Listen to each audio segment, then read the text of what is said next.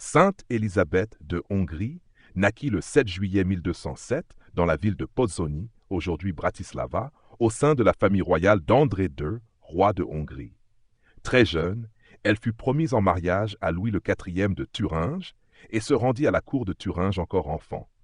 Elle y épousa Louis vers l'an 1221 et devint landgravine, un rang important, mais qu'elle vécut dans la simplicité et l'amour des pauvres. Malgré sa position, Élisabeth est connue pour sa grande charité.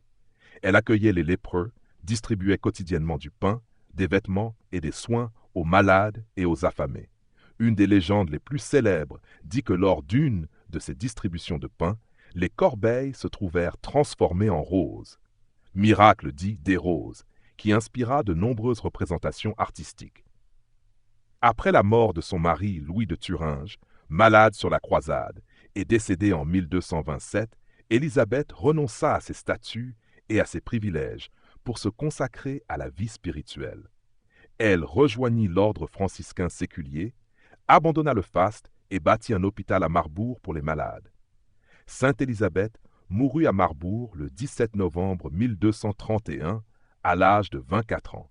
Son dernier souffle fut un acte de service, toujours vêtue pauvrement, occupée jusqu'au bout à prendre soin des malades. Elle fut canonisée par le pape Grégoire IX le 27 mai 1235, un délai très bref témoignant de la renommée de sa sainteté. Aujourd'hui, elle est la patronne des pauvres, des malades, des sociétés de charité, des boulangers, des veuves, des exilés, des travailleurs et travailleuses de la dentelle, entre autres. Sa vie nous interroge.